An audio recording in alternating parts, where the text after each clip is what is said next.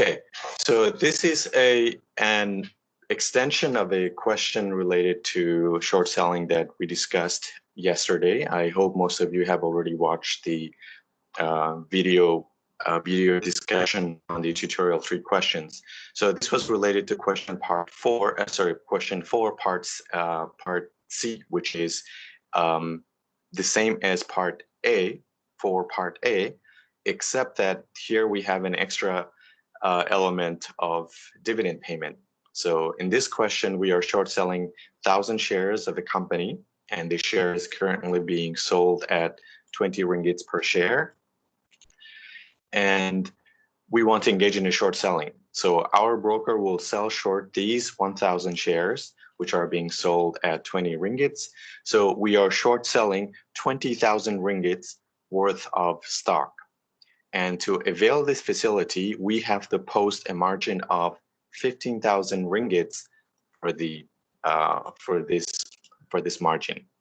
So overall, the position is going to be worth 20,000 plus 15,000 out of our own pocket, which is our margin / equity. So the position is going to be worth 35,000.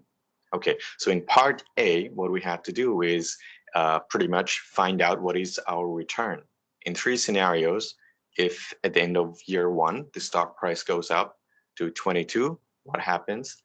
If the stock price remains unchanged, what happens? And if the stock price goes down by 2 ringgits, what happens? So as we know in short selling, the only way we can make profit is if the stock price goes down. So this is the only profitable scenario when the stock price goes down to ringgit 18. So we make 2 ringgits as a profit. In the middle scenario, we don't make any profit. The price remains unchanged. And scenario number 1, we lose 2 ringgits per share. That is because the price has gone up. So we have to buy back at a higher price and give the shares back to the dealer or the broker. But this was part A, where there were no dividends. We were given a simplified version, and we had to assume that the company is not paying any dividend. Now, if the company does begin to pay dividends, that changes the equation a little bit because we do not actually own the shares. We are simply borrowing those shares from our broker or our dealer, and at the end of the closing the position, we have to pay back whatever dividend that we received. So because we are not the rightful owners of these shares, we have to pay them back. So in question 4, part C, that is our duty to account for that change in dividend. So we are told that this company is going to pay one ringgit per share as a dividend. So how does that change everything? Let's take a look at the calculation. The way it changes the things is exactly the same as before. Our rate of return, our loss would have been 1,000. By the way, this is for scenario number 1. 1,000 shares and 2 ringgits per share of loss. So that's 2,000 ringgits of loss. But in addition to that, we have to pay the 1,000 ringgits as dividends. Why 1,000 ringgits?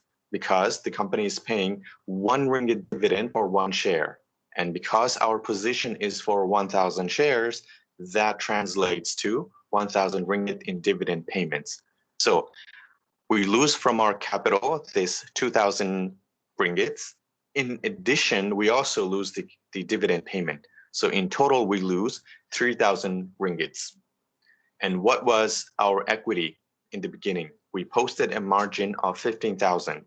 So that is the money that we fork out of our own pocket. So all the profit and loss calculations are going to be based on our original equity position. So out of 15,000, we lose 3,000. So that results in a 20% loss. Now, if you do recall in question 4, part A, when we did not have the issue of dividends, the loss percentage was 13.33%. So as you can see, because of the dividends, we incur an extra 6.67% of loss. Okay, now for situation number 2, when we do not have, when the price does not change, the price remains the same. Now in question 4, part A, In this case, our loss was 0% because there was no dividend and the price remains unchanged. So we didn't make any profit and we didn't make any loss. But in this case, even though the price has not changed, so we do not make any capital loss, yet we have to make a dividend payment. So we still lose 1,000 ringgits out of our original initial investment of 15,000 ringgits. So as a result, our rate of return is going to be a loss of 6.67%. Now, in the last scenario, we make a profit of 2 ringgits a share. So that is 2,000 ringgits of capital gains. But out of that 2,000, we have to pay a dividend of 1,000. So all in all, we're left with 1,000 ringgits. So our rate of return boils down to 6.67. Oh, you cannot watch the video for the part 1? Have you tried on, is that on eLearn?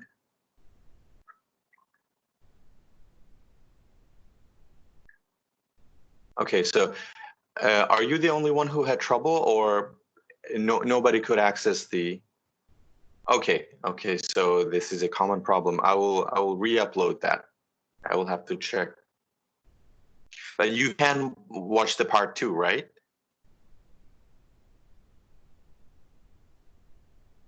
Okay, so the part 2 works, part 1 doesn't work. Okay, so if part 2 works, I'm sure that you've seen the question that we're discussing right now. It's at the end of the video of part 2. All right, so for the final portion of this problem, again, we have to take a look at the margin call. So at what price will we get a margin call? Once again, the ratio, the maintenance margin ratio given to us is 25%. So on the right-hand side, we have 0.25. And on the left-hand side, we have to get the equity ratio. Out of our entire position, what is going to be our equity portion? So our equity portion is going to be, remember that we started off with 35,000. On the left-hand side, we had, of the left-hand side of the accounting equation, we had 20,000 ringgits that the broker sold these shares for, and 15,000 that we posted as cash. So 35,000. Out of that, we have to take away the variable portion of the 1,000 shares that the broker allowed us. And in addition to that, we have the dividend payments. So this is the only difference between this 1,000 ringgit of dividend payment is the only difference between the solution to 4A and 4C. So after taking that into account here, we solve for this equation and we get a price result of 27.2. I think in the other solution, the result was 28. So because this is short selling, we cannot allow the price to go beyond the 27 and 20 cents. If it gets pretty close to that, we would get a margin call from the broker asking us to post more cash. I think somebody's mic is on.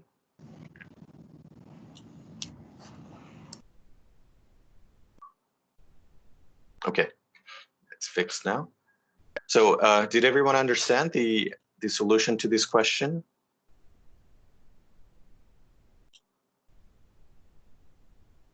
Especially the margin calculation.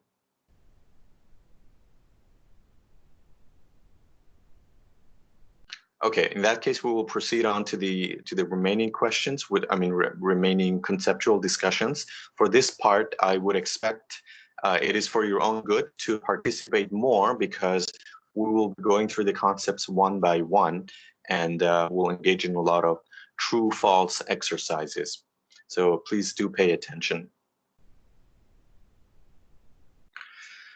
Okay, so we begin with the recap from the concept of real and financial assets at the beginning of the semester. As you recall, the way we differentiate the financial assets from the real assets is the real asset is anything that is connected to the factors of production, land, labor, capital, entrepreneurship, skill, etc. So these are tangible or intangible things that you used to produce other goods and services. By contrast, financial assets are securitized assets related to money. These represent claims on real assets or claims on real businesses or economic activities. So these are paper claims or paper assets, even though, I mean, literally it's not paper anymore, it's mostly digital, but these are called paper assets also. So let's go through the sentences one by one. Financial assets directly contribute to production. Is that true or is that false?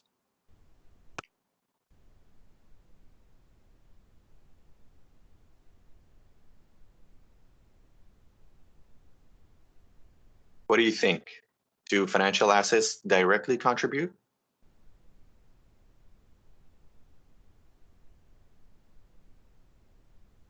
False. The answer is false, because financial assets indirectly contribute. Real assets are the ones which are used to produce goods and services. Think of the examples of financial assets. We're talking about stocks, bonds, preferred shares, treasury notes, commercial papers. We don't use that to make a hamburger. We need meat, buns, and those things. We need real assets.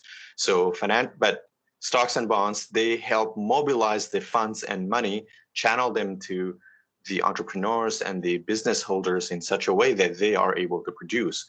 So the answer for this portion is going to be false. Let me just write false here. Financial assets do not directly contribute to production. Okay, financial assets generate more value than real assets. Is that true?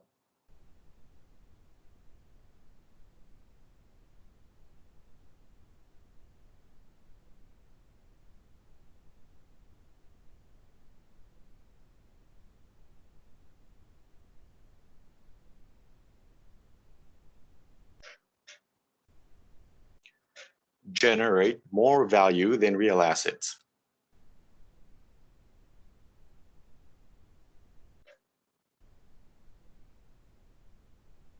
False. Yes, because it is really impossible to tell who is creating more value. They both need each other. If you do not have, let's say you have a wonderful idea for a business, but if you don't have the money to develop that, you cannot go into making your idea into a reality. And at the same time, have all the physical resources necessary, but you don't have you have all the money in the world and all the financial assets, but you don't have an idea to work with. So both these assets, they complement each other. We cannot say that one generates more value than the other. We need both of them. So the answer for this portion is also false. Okay. Next portion. Financial assets implicitly contribute to productive capacity. Do you understand what implicit means?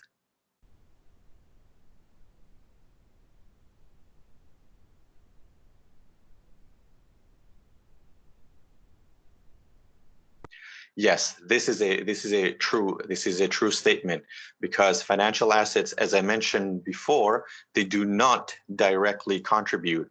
So their contribution is more indirect. It is less obvious, but they're kind of behind the scenes, behind the curtains.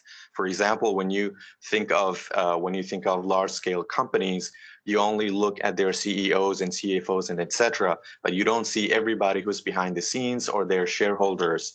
They are implicit contributors or indirect contributors to the economy or productive capacity. So I will mark that as a true statement.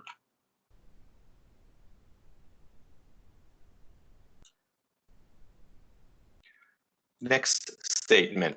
Financial assets implicitly and explicitly contribute to productive capacity.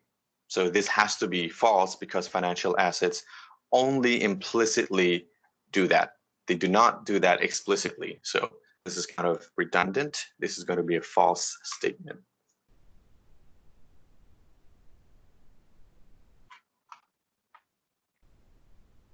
Financial assets are always traded in financial markets. What is your view on this?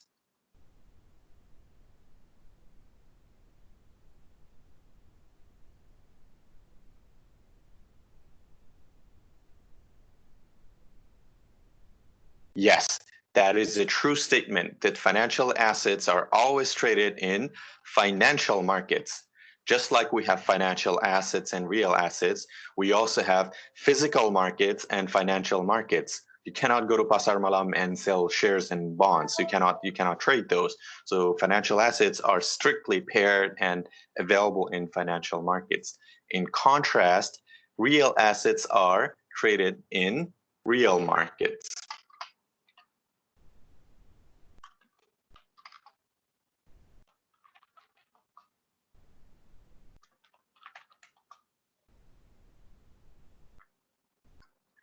Everything clear in this slide?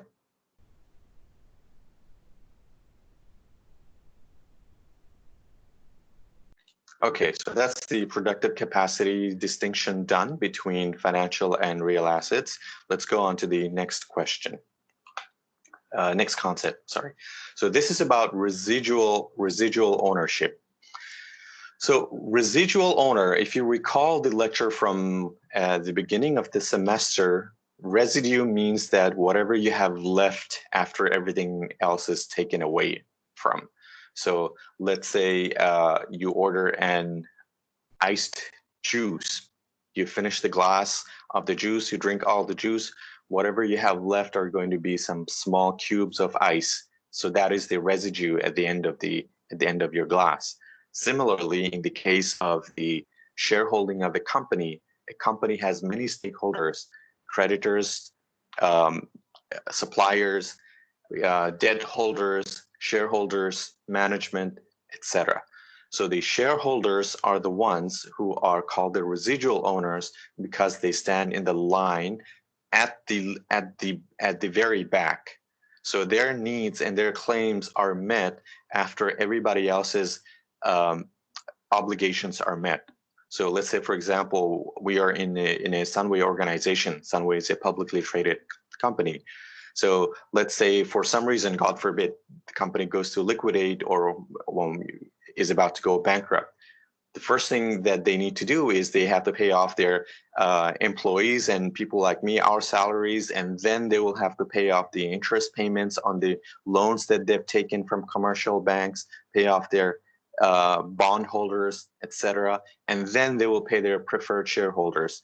And after everybody else is paid off, all the other obligations are met, only then the shareholders of Sunway Group, Sunway stock in Bursa, they will get the liquidated amount after all the assets and everything is sold. Whatever remains from paying all the paying off all the people who have claims on Sunway, the shareholders will then receive whatever is left. So usually this results in a loss for them because when a company goes bankrupt, it doesn't really have a lot of assets that it can liquidate. By the time all the obligations of its stakeholders are met, shareholders usually don't get anything.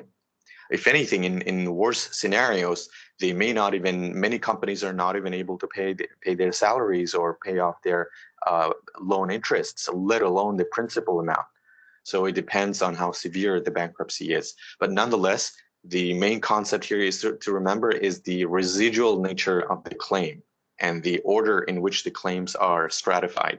At the top, you have the debt holders, and then you have the hybrid instruments such as the preferred stockholders, and at the bottom you have the real equity or the common stockholders. So let's take a look at the statements one by one. Equity holders are first in line to receive claims on the firm. True or false?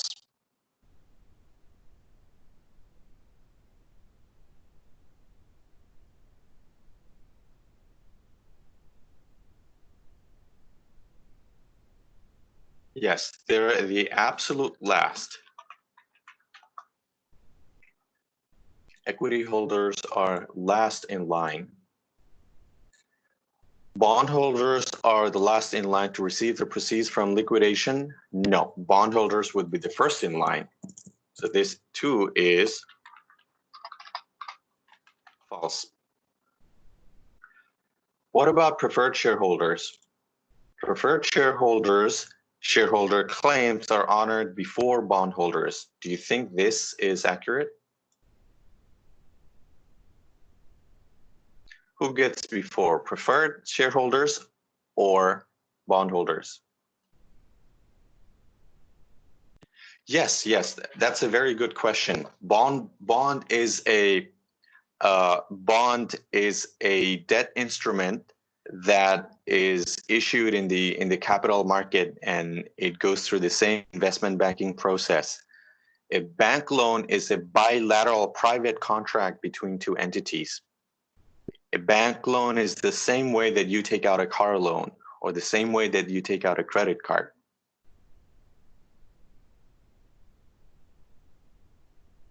Bond is dramatically different from a bank loan. A bond usually has a coupon payment and has a maturity date upon which the principal amount is redeemed. And yes, one will be claimed first over the other. It depends on the jurisdiction in question, but usually it is the commercial bank's loans and the bondholders are on par because both of these are debt instruments. I mean, both of these are debts, so they have to be paid between themselves. And here, if the company is being liquidated and you have to pay off the debt holders first, and the company has both bank loans and bondholders, I mean, they issued bonds, the question comes, who do you pay first? It depends on the terms of the contract, but usually the seniority matters. So can anybody guess what seniority here means, the seniority of debt? Have you ever heard of these terms, senior debt or junior debt?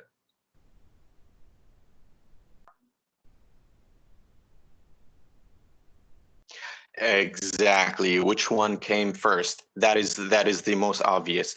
So let's say the bank, our company took out a loan from HSBC or AmBank. They took out from HSBC in January, they took from AmBank in March. So HSBC would get priority and under this scheme. Okay, so this is one way and the most common way of doing that. Now, there's another way of doing that is seniority in terms of value, in terms of the loan size. So let's say we took out 10 million from HSBC, but we took away 50 million from AmBank. So under this arrangement, AmBank would get first.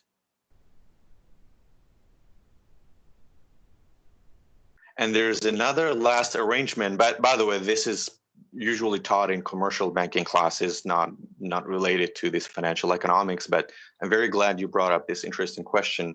The most popular in modern times is a scheme called the pro rata scheme. Let me type this for you here. Pro rata scheme, which means that everybody, all the debt holders, get in proportion to whatever asset the company has. Let's say we have a debt of $20 million, but we only have assets worth of 10. So that 10 million will be divided according to the size of the loans. So let's HSBC is our 60% is the financed 60% of our loans. So they will get 60% of whatever amount is left after liquidation. So in this example, HSBC gave us 12 million in loans, but we only have 10 million in assets. So we will pay them 6 million in accordance with the ratio of the debt that they provided us with. Anyway, those are beyond the scope of this course, but it's a very big good question. there are stratifications and seniority and juniority even within different bondholders. So that is another issue. But as far as this question is concerned, preferred shareholders' claims are not honored before bondholders. This is a false statement because bond is a debt and debt has to be paid first.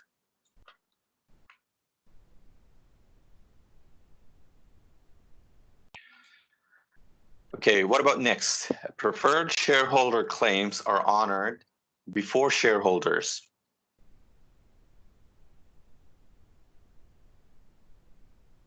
So preferred shareholders and normal shareholders, who gets first?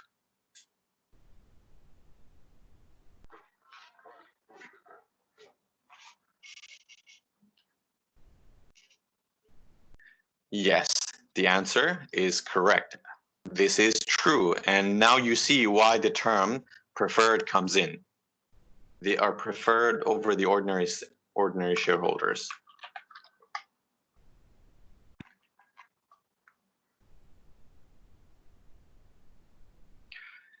This is a true statement. And the last one is the most that shareholders can lose is their original investment in the firm's stock. Is this a true or a false statement?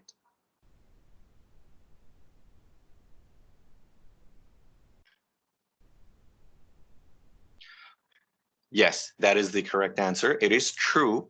Can you explain to me, either in text or by coming up to the microphone, why this is true?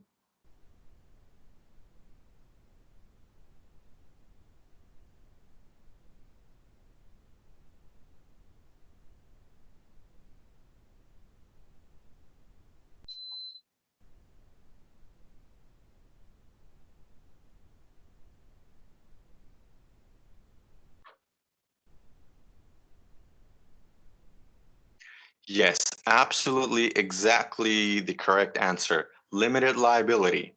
And that is the unique thing about equity positions or shareholding, that you're only liable to the portion to up to the extent that you have a shareholding in the company. Your personal assets are not liable to compensate for the losses of the company. So limited liability is the correct concept here. The most you can lose is whatever you have invested in the company. You're not going to lose your house, your car, or from other assets. So this too is a true statement.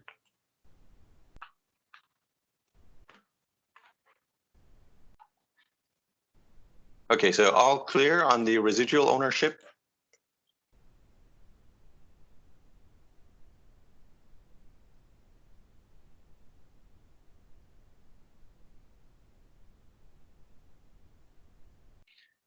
Good. So let's move on to the next part. Now, this is related to market microstructure, specifically limit order.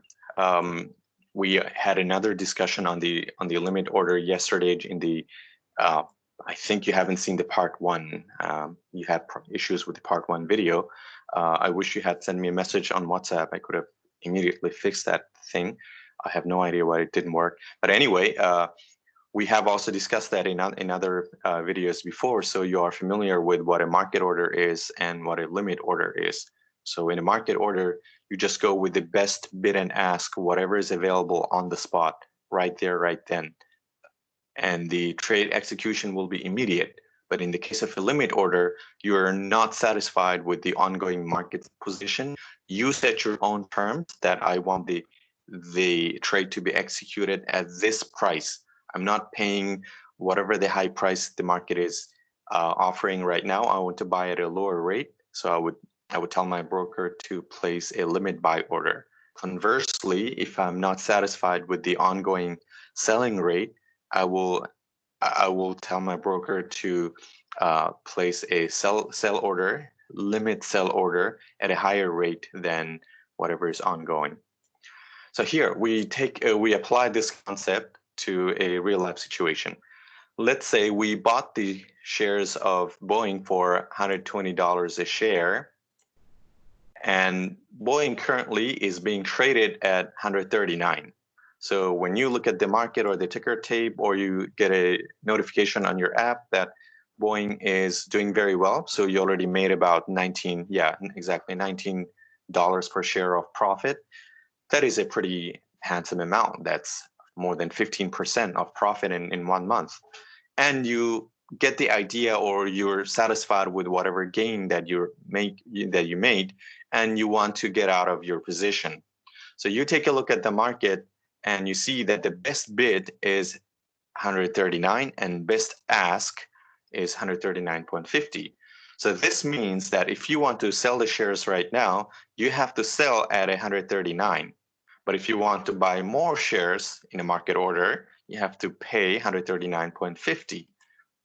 Now, your original intention here was that you are going to acquire a 20% profit in this trade. That was your own personal investment goal, or your ego, or you just feel like, yeah, I need at least, my required rate of return is at least 20%.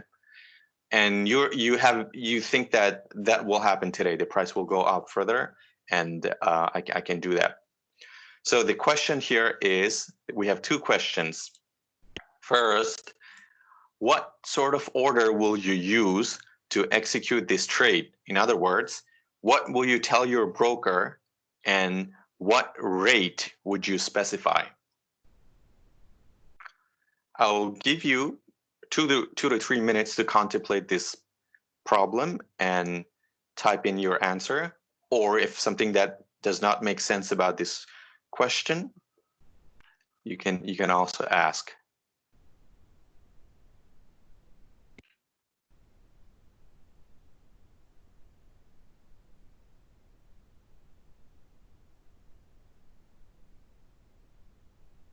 Yes, exactly. We have a very quick correct answer. We have to place a limit sale order. We are not satisfied. Our investment goal was to make a 20% profit. So 20% of 120 is 25 ringgits. Sorry, 24 ringgits. So it's going to be 120 plus 24 equals 144. This is our target. But we can see that this price is not reflected in the current best bid and ask scenario. So we cannot execute at a market rate. We have to go for a limit sell order, and that is going to be at this amount of 144. Now, the same question to whoever has answered, and others may also join in, is what is the risk you're taking by placing the limit sell order at 144?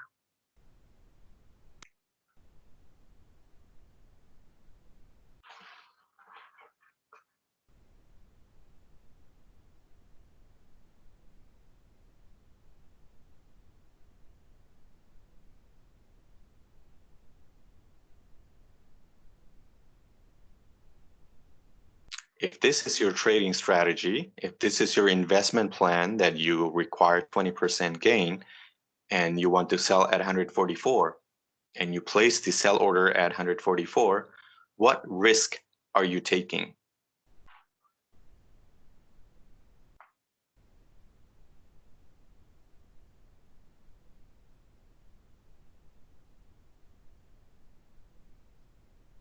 Yes, exactly. What is the guarantee that the price does not reach 144?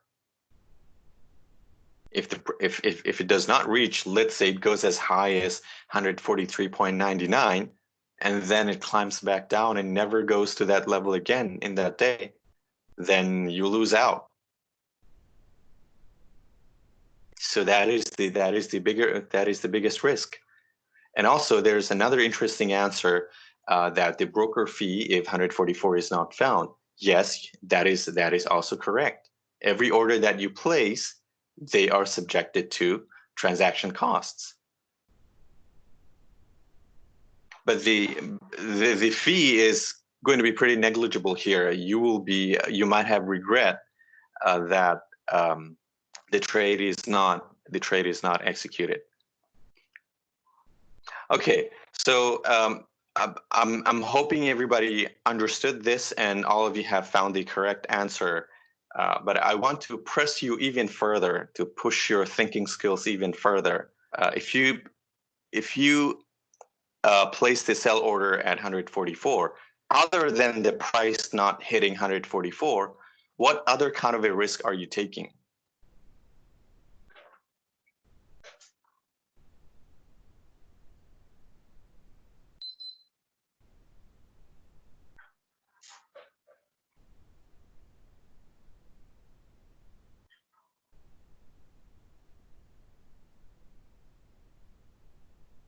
Did you understand the question?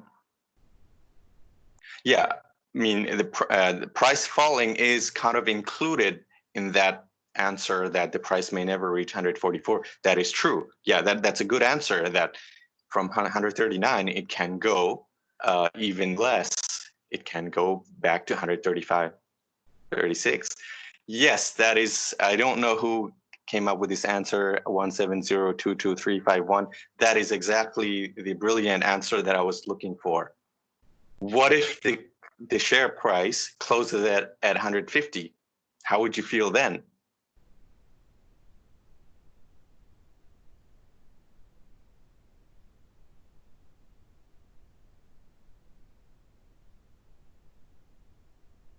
There's no stopping the price from going further. So that is also another risk that you are taking. But anyway, that's really not all that important and not relevant to the question. I simply wanted to push your thinking skills. That is the inherent risk associated with investment, that you never know when's the peak. Everybody wants to sell at the top, but knowing where the top is very, very difficult. Okay, so all in all, everybody understood this question?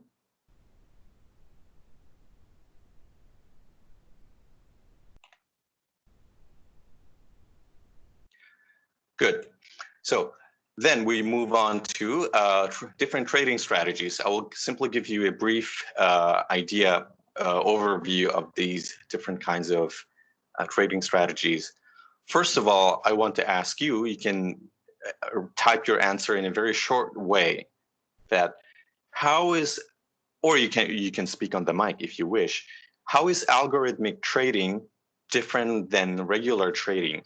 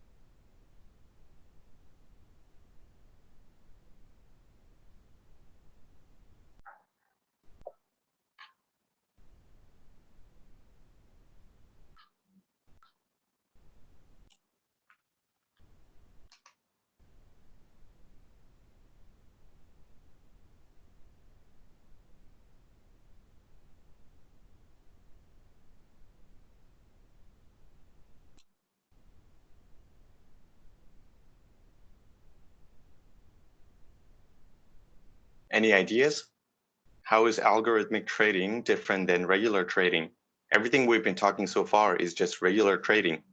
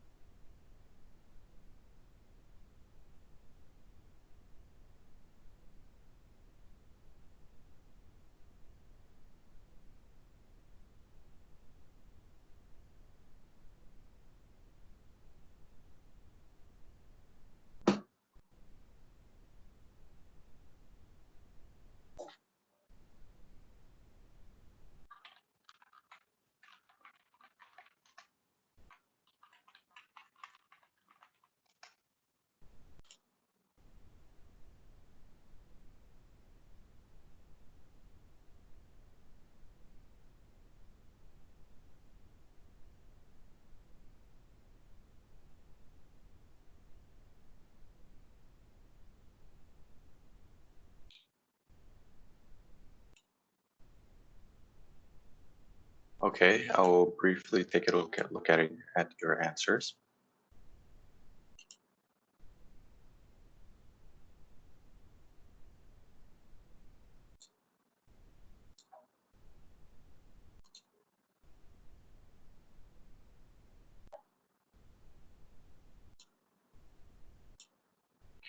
Okay, so let's take a look at what you've said so far. One, algorithmic trading cannot react easily to news and unpredictable events. That is very true. There's a lot of psychological elements involved, a lot of emotions, fear, greed, fear of missing out, these kinds of things involved in regular human-based trading. So algorithmic trading is essentially robotic trading, that they do not easily react to these whatever kind of event that is going on, because they're simply not living beings. They don't react to anything at all. There's absolutely no emotion involved. So both of you have got that portion right. Uses codes and machines to trade. It is faster. Absolutely.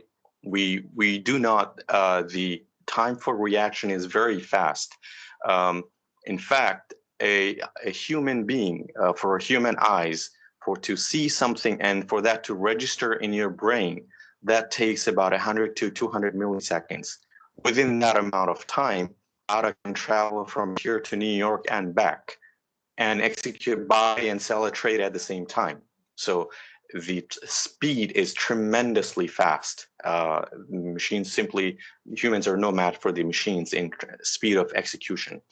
Coding algorithms, yes. So this is rule-based trading, another correct answer. That what is an algorithm? If X happens, we do Y. If Y happens, we do Z, things like that. So that takes away the necessity of human beings to constantly monitor the market and try and match patterns or whatever trading rules we have to execute them. We don't have to monitor the market at all. The code will take a look at that. Okay, so algorithmic trading can be best possible price and reduce error. That is true. And algorithm programs are able to scan different markets where the same security is being sold. And based on that, they can find the best price. And oftentimes in the same market, the prices keep changing at a pace that human eye cannot simply catch. So they are able to reduce the error by finding the best possible execution price. So it's very good to see there's a range of different answers, all of which are correct answers. Okay, are you able to view the this Fibonacci retracement picture that I have on my browser? Are you able to see that? Okay. All right. So when we were talking about rule-based trading or algorithms, if X happens, we do Y, etc. So Fibonacci is kind of thought to be a magical number or a magical sequence. And by magic, I don't mean like black magic or voodoo or anything like that. It's just a mathematical ratio that constantly happens throughout the nature that mathematicians discovered. And there's a belief among many traders that every time a share price goes up or a futures price goes up, when it comes down, it follows a Fibonacci sequence ratio. So this is an example of a Fibonacci retracement. I think the Fibonacci number is something like 1:0.61 or something like this. So yeah, it's 0.618 right there. So according to this strategy, in this case, if you follow my cursor, the price is going down. And then the traders believe that when this downtrend ends, if it goes up again this time, the overall trend is down. So it will go down again. It will go up by 61%, and then it will go down half, and then go up again. And then on the way up, it will go. We consider this entire uptrend as a value of 1. And it will have a price correction or it will have a pullback, it will be 61%, and so on and so forth. Now, people have debated for years and centuries whether or not this is a profitable strategy, but the fact remains that this is a strategy and people continue to use that. Whether it's right or wrong, makes money or loses money, is an entirely different debate. The fact of the matter is, let's say we as a trader want to use this strategy. Now, imagine the tremendous amount of time and resource that has to be put into tracking for these patterns in stock price movements, that is just not possible. You cannot constantly do that all the time, especially given that a human eye can keep track of only 3 or 4 stocks at the same time. In the major markets, you literally have thousands and thousands of securities being traded at the same time. How are you going to execute this Fibonacci retracement pattern for all these stocks together? The only way, the absolutely only way to do that is through programs, through algorithms. So you teach the program to identify these patterns of Fibonacci retracement. Let's say price will go up by 100%, and then whatever dollar amount that it went up, it will go down by 61.8% of that, and then go up by 32.8%, and then blah, blah, blah. So this is the example I gave you. This is not just, hocus pocus garbage. These are taught in respectable financial courses. For example, even in the CFA, I think in probably level 1, I'm not sure, they teach about technical analysis. And in technical analysis, there's a theory called the Elliott wave theory, which is kind of like the 135 or 1357 or 13579. The belief behind this is the market always moves in cycles of waves. Now, some famous trader named Elliott came up with this idea that you will go for 1, 3, so everything will be odd number. Every even number is a retrenchment, and when 5 occurs in the wave of the trend is when you can expect the top. So to identify this top for the 5th number of wave, you can also use Fibonacci or other indicators. The reason I'm showing this to you is there are many rule-based trading strategies which human beings simply cannot keep a track of, and programs are the only way to pull them off and execute them.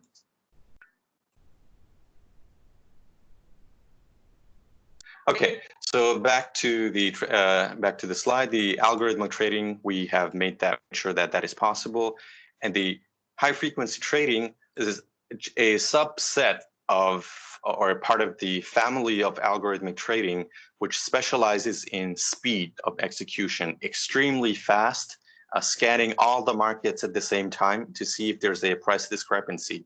Let's say in the case of Bitcoin is traded in multiple exchanges. Let's say GDAX, Kraken, Poloniex, Binance, Bithumb, etc. It's the same Bitcoin that is traded in US dollar terms. So the high frequency trading programs or robots are able to check if there's a discrepancy between prices. So they will buy it at the exchange where it's at a at the cheaper rate, and then sell it off in the exchange where it's priced higher, and exploit those small little gaps. This is called an arbitrage trading strategy. So that is the high frequency trading, which is the one of the faster subsets of algorithmic trading. Dark pools are informal exchanges which are anonymous. Large-scale investors use them to hide their positions so that their identity is not revealed. So secrecy is the main thing. Okay, so the reason I've discussed these three at the top, they are very modern trading strategies. These are all, you can say, new school of trading strategies. But margin trading, short selling, these are old school. I mean, by old school, I mean the traditional way of trying to make profit. People try to increase their profit by utilizing leverage. That is essentially margin trading. People try to make extra profit by not only betting on the market when the price goes up, but also when it goes down. And that is short selling. You can make profit when the market goes down. So these new schools, which became popularized in the last 10, 15 years, they have come up with other ideas, newer ideas of making profit in the market, using computer programs, using speed, using secrecy and anonymity, etc. So if you're asking the exam, like which ones are the from the new school of thought of trading, you would know that these top 3 would be from the new school, and these bottom 2 would be from the old school. Does that make sense to everybody?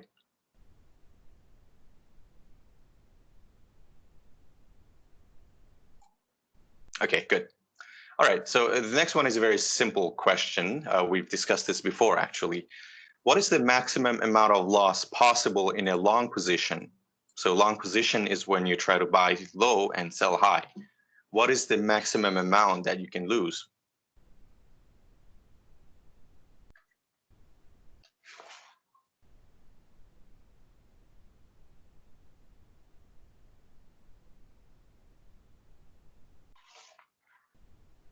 Anybody care to answer? Yes, your original investment. Again, very good. 100%, assuming no margin. 100% of your original investment, that is the amount that you can lose. If there's margin, so let me ask you again, if there's margin involved, what is the maximum amount that you can lose?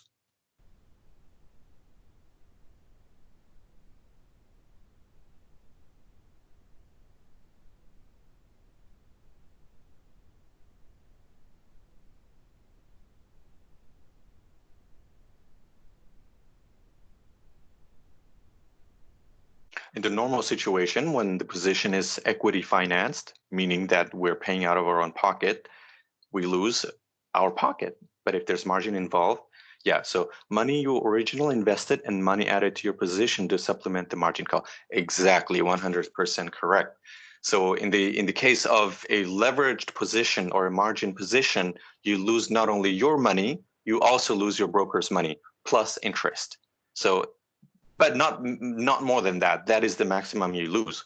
Your money, your broker's money, which you have to pay back, and whatever interest that is accrued, and potentially also dividends, etc. Blah blah. So that is the long position. What is the maximum amount of loss possible in a short position?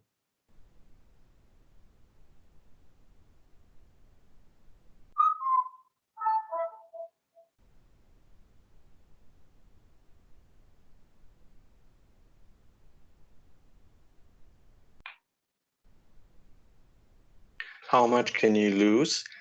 Yes, unlimited, infinite, because you have to buy the shares back and pay back to the dealer or broker, whoever arranged that. And the price can go on unlimited. Nobody knows how high the price can reach. So potentially you can lose your house, your family, your assets, and everything, and you still would not be able to pay them back. So yeah, short selling is quite risky in this sense that you can lose unlimited amount of money, infinite. Okay, so for the last part, we come to underwriting. Let's take a look at the question sentences one by one. Small IPOs must be handled by a syndicate of investment banks. Is that true or is that false?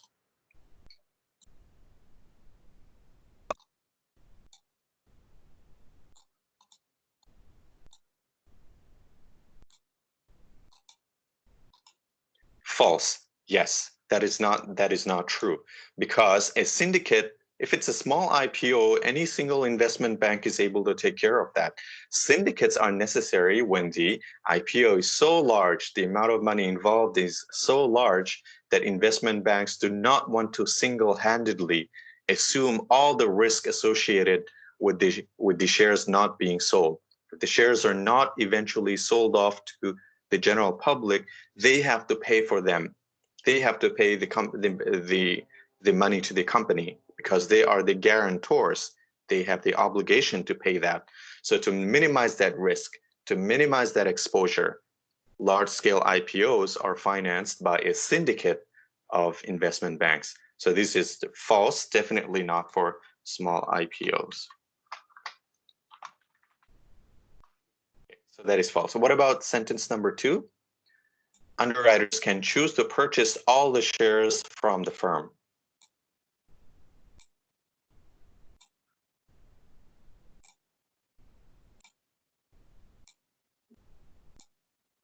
True. Yes, exactly. And you're hoping that, in fact, in my video, I mentioned one specific type of an IPO underwriting where it's called an outright purchase. So in the case of an outright purchase, the underwriter or the syndicate, they will tell the company, whatever money you want, tell us, we will pay you the money, give us the shares, we will then go on and sell that to the general public and try to get that, try to sell it at a price as high as possible. So their profit here will not be from any explicit underwriting fee or a commission, but it would be based on their own selling skills. So the underwriters they can choose to purchase all the shares from the firm. Instead of being the middleman, they can literally be the man who buys the entire thing and goes on to trade. So this is true. Sentence number 3, underwriters provide an essential service by assuming the full risk associated with assuming the full risk that the shares may not be sold at the intended price. What about this sentence? Do you think it's true?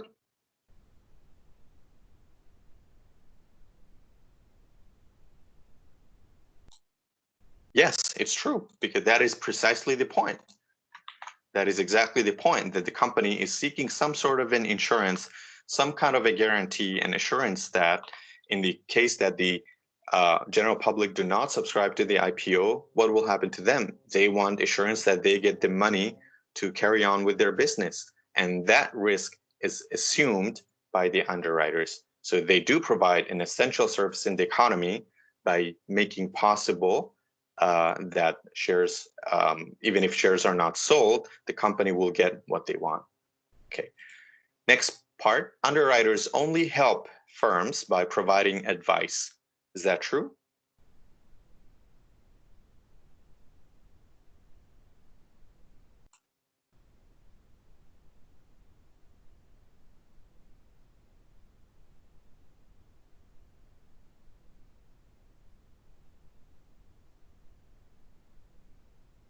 That is false. Yep.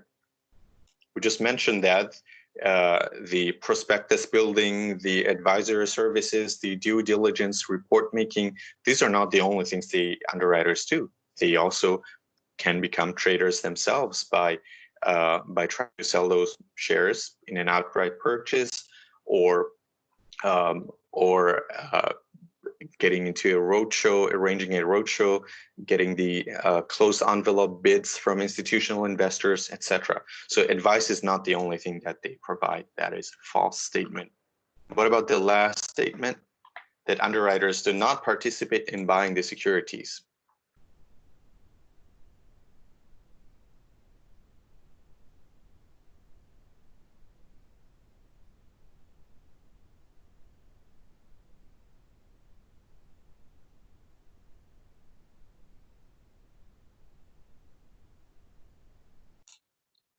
The last statement, underwriters do not participate in buying the securities. Is that true or false?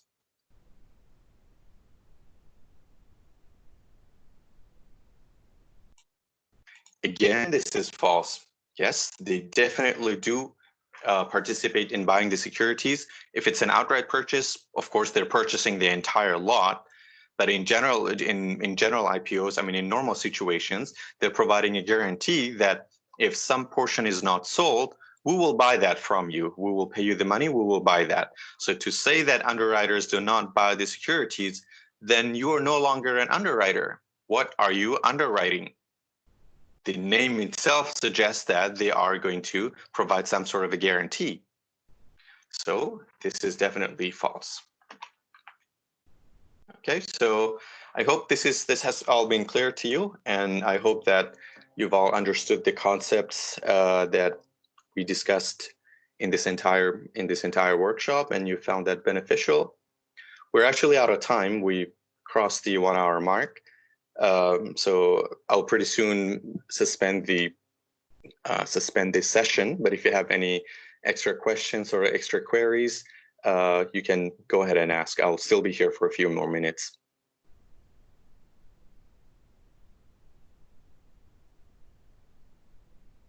And for those of you who have other classes or other commitments, you can of course choose to leave, because I will once again upload the entire recording of this session on eLearn.